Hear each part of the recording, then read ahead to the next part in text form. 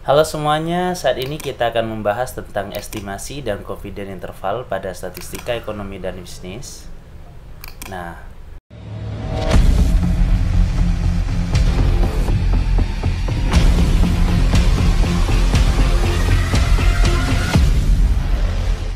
pada kesempatan kali ini, pada subbabnya kita akan belajar tentang poin estimasi, confidence interval baik tabel T maupun tabel Z, dan juga kita akan belajar tentang interpretasi dari confidence interval tersebut untuk suatu populasi proporsi atau proporsi dari populasi tersebut. Untuk lebih jelasnya, mari kita sampai ke poin estimasi terlebih dahulu. Poin estimasi adalah suatu nilai dari poin yang diperoleh dari sebuah sampel dan digunakan untuk estimasi populasi, nilai dari populasi tersebut. Jadi ibaratnya X bar itu bisa kita gantikan menjadi mu, standar deviasi yang kita tuliskan dengan sigma bisa kita tuliskan dengan S kuadrat juga kita bisa tuliskan dengan sigma kuadrat, dan peluang pi biasa kita tuliskan dengan pi. Nah, sebagai contoh adalah sebagai berikut. Nah, apa itu confidence interval? Confidence interval estimasi itu kita adalah suatu range atau interval dari nilai yang dikonstruksikan untuk suatu sampel data sehingga populasi parameter tersebut terjadi. Nah, the specific probabilities-nya kita sebut dengan the level confidence. Jadi begini ceritanya, biar kalian jelas. The level confidence atau kita sebut dengan CI, confidence interval, itu sama dengan point estimate, biasa yang kita sebut dengan rata-rata X bar, plus minus dari margin of error-nya. Margin of error-nya kalau menggunakan tabel Z adalah Z. Kalau menggunakan tabel Z berarti Z sigma per akar N. Nah, jadi bisa kita sebutkan bahwa X bar ini adalah point estimate, margin of error ini adalah ini. Jadi ini jangan lupa ya, plus minus. Kalau menggunakan tabel T dengan rumus yang sama, ini adalah X bar plus minus dari ini menggunakan tabel T. Selanjutnya kita standar deviasi juga, dan ini adalah banyaknya sampelnya. Jadi secara umum confidence interval rumusnya adalah berikut. Nah, selanjutnya penerapannya bagaimana? Penerapannya adalah sebagai berikut. Untuk menyamakan pendapat, di sini banyaknya sampel kita lambangkan dengan N. Variansinya kita gunakan sigma atau kita gunakan S. Jadi sigma ini untuk tabel Z, kalau untuk tabel T kita gunakan S. Nah, penamaannya juga sama, yaitu variability atau variansi. Nah, selanjutnya ini adalah berikut rumus dari confidence interval untuk suatu mean atau kita sebut untuk suatu rata-rata jika variansinya diketahui. Sebagai contoh, ini kan confidence interval untuk suatu populasi mean, rata-rata meannya dengan variansinya diketahui. Seperti halnya biasa, X bar adalah nilai rata-rata, Z itu adalah nilai dari particular confidence levelnya. Nah, confidence levelnya ini nanti akan ada dua dipelajari di sini, bisa menggunakan tabel Z dan bisa menggunakan tabel T. Ini namanya Z table, dan juga akan belajar tentang T table. Selanjutnya di sini sigma adalah standar deviasi dari populasinya, dan N adalah banyaknya observasi pada sampel tersebut. Oke. Selanjutnya, oleh karena itu kita lanjut. Nah, ini adalah suatu interval estimasi. Kalau seumpama 95%. Nah, kenapa bisa ketemu 1,96 ketika kita menggunakan alfa 5%? Alfa 5% ini karena tingkat kepercayaannya adalah 95%, sehingga kita dapat alfanya adalah 5%. Karena kita diasumsikan di sini sebelum nanti ke bab 10 untuk perbedaan kenapa 2 ekor, 1 ekor dan selanjutnya. Karena di sini adalah 2 ekor, ini tabel normal. Jadi 5% itu kita bagi menjadi 2. Ini ekornya ada 2, two tail namanya. Two tail.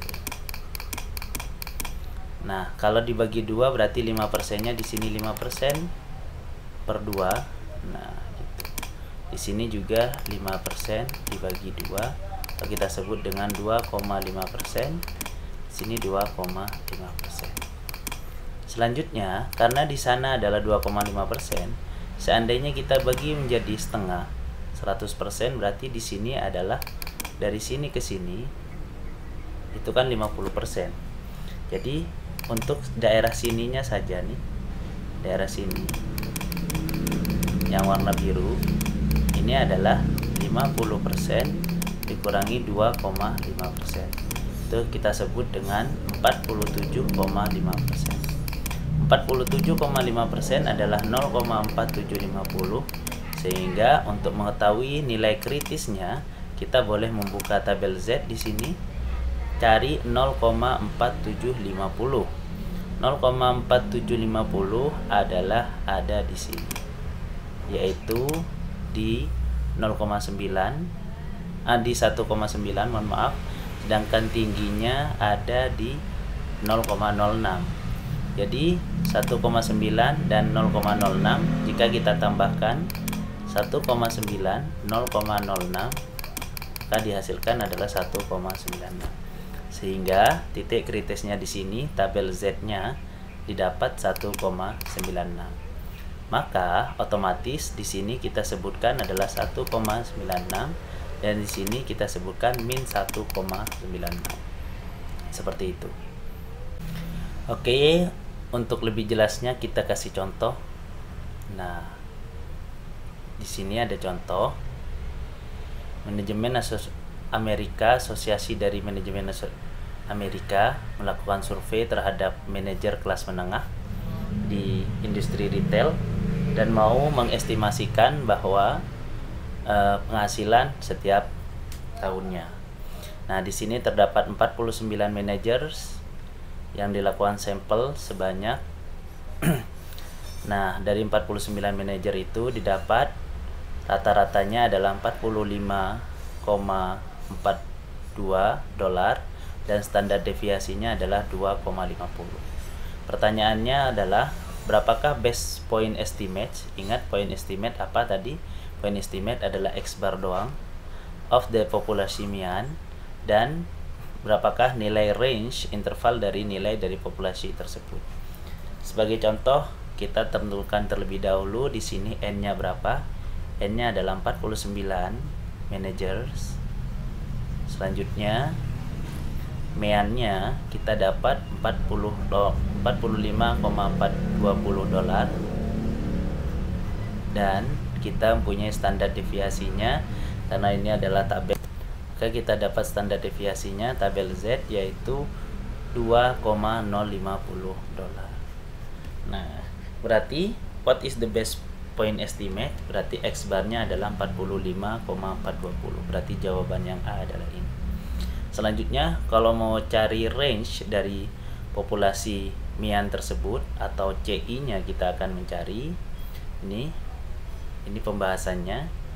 Nah, bahwasanya the sample means rata-ratanya 45,420 adalah point estimates. Kenapa bisa jadi point estimates dari mean populasi yang tidak diketahui? Karena di sini kalian ingat di sini. Nah, CI itu confidence interval yang pertama adalah point estimate plus minus dari margin of error. Margin of errornya baru yang ini, Z sigma standar deviasi per akar N. X barnya adalah point estimate. Nah, berarti point estimate itu adalah nilai dari rata-rata tersebut. Selanjutnya kita akan mencari confidence interval. Confidence interval untuk suatu mean jika standar deviasinya diketahui. Dari contoh tersebut kita sudah dapat bahwasanya asumsi tingkat kepercayaannya adalah 95%, atau kita sebut dengan 5%. Selanjutnya ini adalah rumusnya. Confidence interval untuk populasi mean dengan standar deviasi diketahui. Berarti rumusnya adalah X bar plus minus Z standar deviasi per akar N. X barnya berapa tadi? X barnya adalah 45,420 plus minus Z-nya berapa? Z-nya kita harus mencari dengan alfa 5%. Karena di sini adalah 2 ekor, berarti seperti halnya tadi, ekornya kita bagi 2 menjadi 5% per 2 atau 2,5%.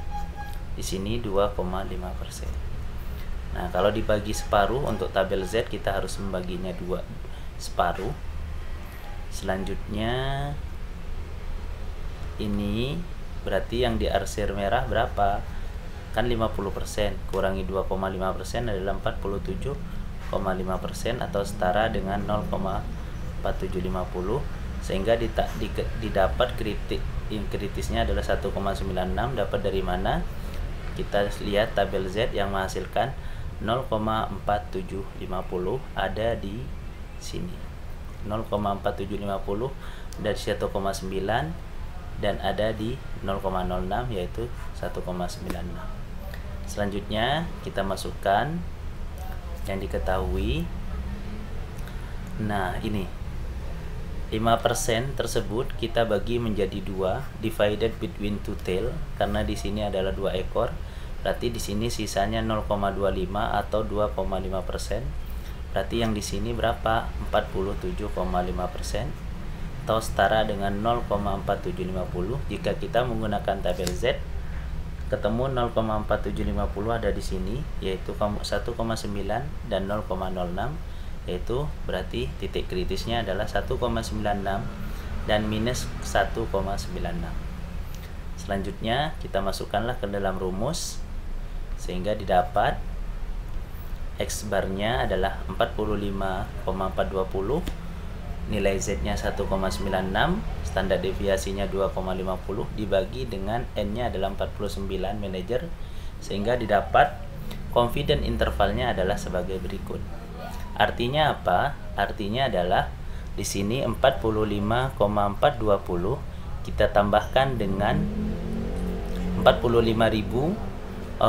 Mohon maaf, koma ternyata di luar negeri dianggapnya ribu ya. Berarti di sini 45.420 ditambah dengan 574, sehingga didapat 4995, jadi 45.994. Dan jika kita kurangi, berarti 45.420 kita kurangi 574, di sini 6, tinggal 1, 11 kurangi 7, 4, tinggal 3, 8, 4, 4. Jadi 44.846 dan 45.994. Jadi confidence intervalnya, limitnya di antara dari 44.846 sampai 45.994. Nah, ini jawabannya untuk confidence intervalnya. Sedangkan untuk degree of levelnya, karena di sini alfanya 5%, berarti tingkat kepercayaannya adalah 95%. Confidence intervalnya dari 44.846 sampai 45.994. Dan yang ini nih plus minus 574 kita katakan margin of error. Kenapa? Karena ini halnya kita tahu tadi di atas bahwasanya margin of error dari plus minus ini. Berarti yang diantara plus minus itu adalah margin of error. Seperti itu. Nah, bagaimana jika tabel T? Jika tabel T sama aja, cuman dalam pembacaan tabel itu berbeda. Seperti contoh. Ini perbedaan kenapa harus menggunakan tabel T dan Z. Ini adalah grafik untuk membedakannya. Jadi, untuk Z yang sangat kecil, untuk N yang sangat kecil, perbedaan tabel Z dan tabel T adalah signifikan, cukup besar perbedaannya, grafiknya. Namun ketika Z-nya semakin membesar, dia akan semakin landai. Nah, ini untuk yang tabel T. sebagai contoh. Oke, sebagai contoh yang untuk tabel T, using the T distributions, untuk mencari confidence interval untuk suatu mean rata-rata jika standar deviasinya tidak diketahui. Nah, ini. Pertama, sampelnya ada berapa? Sampelnya ada 10, berarti N-nya kita dapat 10.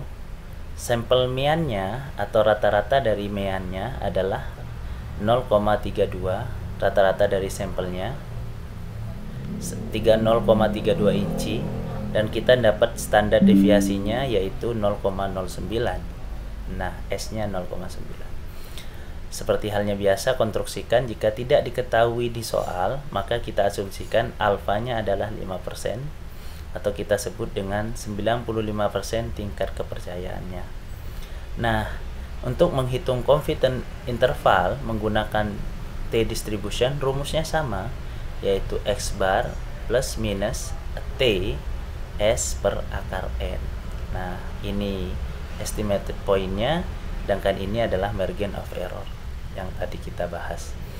Nah, bagaimana kita akan menghitung nilai dari T tersebut? Jadi pertama kita imagines atau kita menghayal bahwa sini adalah T distribution, ini adalah 2 ekor. Nah, karena alfanya 5%, berarti di sini jadi berapa? 2,5% kan ekornya, karena 2 ekor, ada dua nih ekornya. Dari yang awalnya alfanya adalah 5%. Selanjutnya, untuk mencari menggunakan tabel T itu kita membutuhkan DF. Apa itu DF? Adalah degree of freedom. Kalau bahasa Indonesianya DB. DB itu adalah derajat kebebasan. Nah, derajat bebas, Nah, bagaimana rumusnya? DF itu rumusnya adalah N-1 gitu. Sehingga untuk mencari di tabel T, di sini N-nya ada berapa? Ada 10. Berarti N-1-nya berapa? 9. Selanjutnya, ekornya yang mau kita cari adalah 2,5%. 2,5% adalah 0, berapa? 0,025. Betul nggak? 0, nah 2,5% adalah 0,025, atau kalau seumpama kita buka tabel T, kita cari DF-nya. Di sini DF ya. Saya zoom terlebih dahulu biar lebih jelas. Di sini ZF, berarti kita mencari DF-nya 9. Nah, ketika ketemu angka 9, kita cari 0,025 karena di sini adalah 2,5%. Untuk saya kasih warna merah, di sini adalah 2,5%. Jadi cari lurusnya 9 dan lurusnya dari 2,5%. Ketemulah 2,262. Jadi titik kritisnya adalah 2,262 ya. 2,262, dan di sini minus 2,262. Nah, gitu. Jadi titiknya adalah minus 2,262, di sini 2,262. Nah, ini adalah titik kritis yang kita cari nantinya. Coba kita lihat pembahasannya betul. Bahwasanya DF-nya adalah 9 karena N-1, dimana N-nya tadi 10 min 1 adalah 9. Selanjutnya karena ekornya 5%, alfanya 5%, dan ekornya ada 2, berarti di sini dapat 2,5%, di sini 2,5%.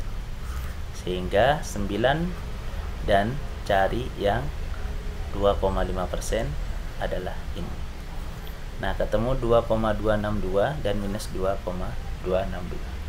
Selanjutnya kita cari di sana X barnya berapa tadi? X barnya adalah 0,32. T-nya kita ambil plus minus 2,262. Standar deviasinya adalah 0,09. Banyaknya jumlah sampelnya adalah 10 ya. Berarti kita dapat hasilnya adalah 0,32 plus minus 0,064, atau kita sebut dengan 0,32 ditambah dengan 0,064 dan 0,32 kita kurangi dengan 0,064. Di sini kalau ditambah 4, 8, 3, berarti 0,384. Kalau kita kurangi berarti di sini 10 jadi 6, di sini 11 jadi 5, di sini 2, berarti 0,256. Jadi confidence intervalnya terletak di antara 0,256 sampai 0,384. Seperti itu. Kita sudah membahas tabel Z dan tabel T. Berikut juga kalau seumpama di sini kita mau cari confidence interval, tetapi standar deviasinya nggak diketahui, meannya juga nggak diketahui, kita harus mencari sendiri. Masih ingat kan rumus mean? Jika meannya tidak diketahui, kalian harus mencarinya terlebih dahulu. X bar berapa? Yaitu dengan cara menambahkan semua. Di sini ada berapa? 1, 2, 3, 4, 5, 6, 7, 8, 9, 10, 11, 12, 13, 40. Oh, ada 20 customer. Jadi kalian jumlahkan semua dibagi dengan 20 gitu. Atau biasanya kita sebut dengan sigma xi dibagi dengan n. Jadi dijumlahkan semuanya baru kita bagi dengan 20. Itu adalah x bar. Dijumlahkan ini semua baru dibagi dengan 20.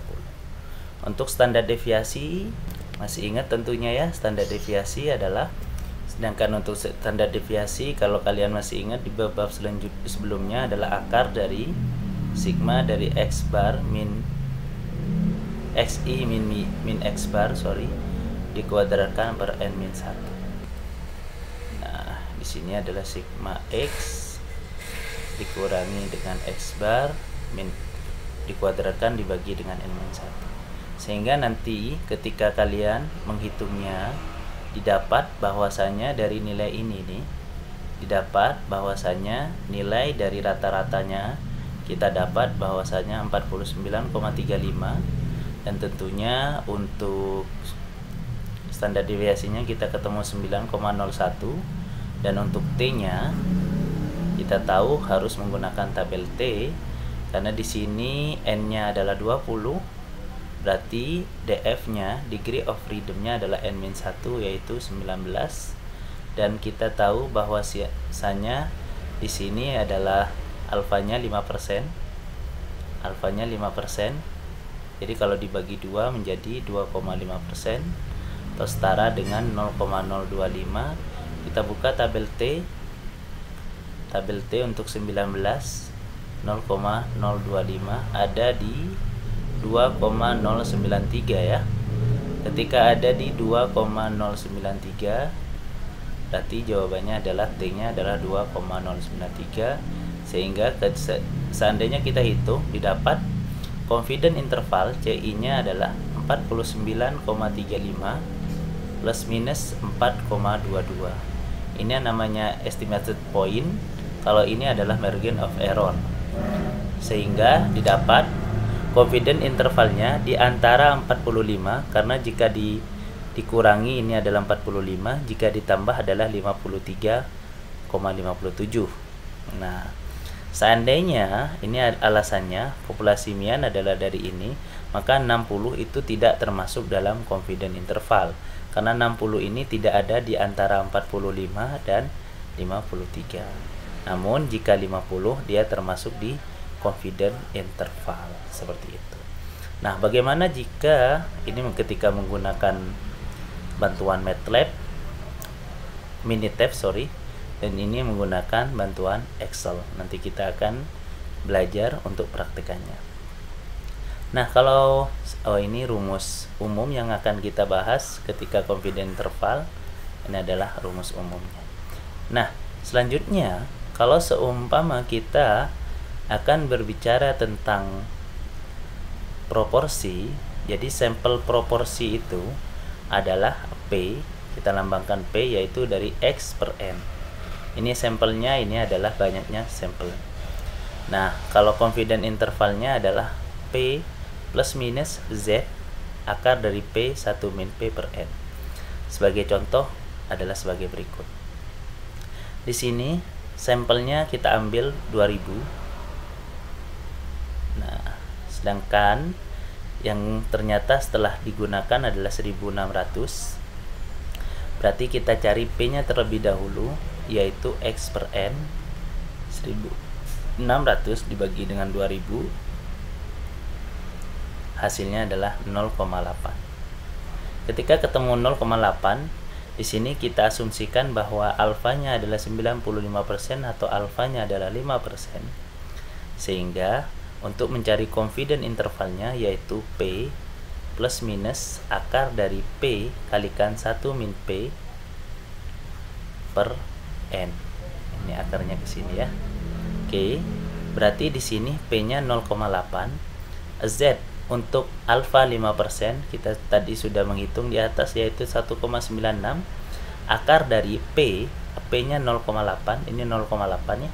1 min P itu adalah 1 dikurangi 0,8 atau 0,2 dibagi dengan N-nya, banyaknya sampelnya adalah 2000. Sehingga didapat 0,8 ditambah dengan plus minus 0,018. Jadi ini adalah 0,8.